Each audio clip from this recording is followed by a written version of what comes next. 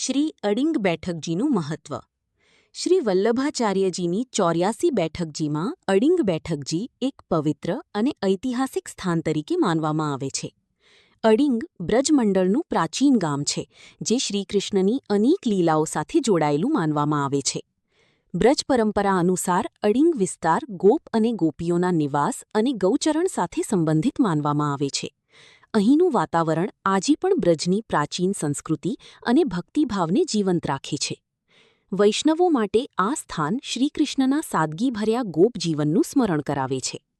કહેવાય છે કે અડિંગમાં શ્રીકૃષ્ણે ગોપ બાળકો સાથે ગાય ચરાવી, રમૂજી બાળલીલાઓ કરી, ગોપીઓ સાથે પ્રેમસભર સંવાદ કર્યા, બ્રજવાસીઓને આનંદ અને કૃપાનો અનુભવ કરાવ્યો.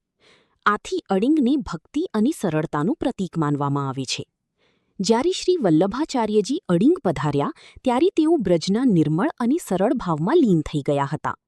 કહેવાય છે કે બેઠક સ્થળે તેમણે વૈષ્ણવોને સમજાવ્યું હતું કે ભગવાનને મેળવવા માટે હૃદયની સાદગી અને પ્રેમ સૌથી મહત્વપૂર્ણ છે.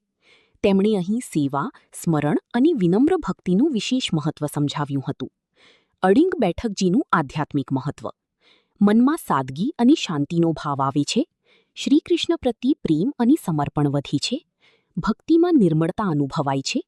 બ્રજના ગોપભાવનું સ્મરણ થાય છે. અડિંગ બ્રજના પ્રાચીન ગામોમાંનું એક છે.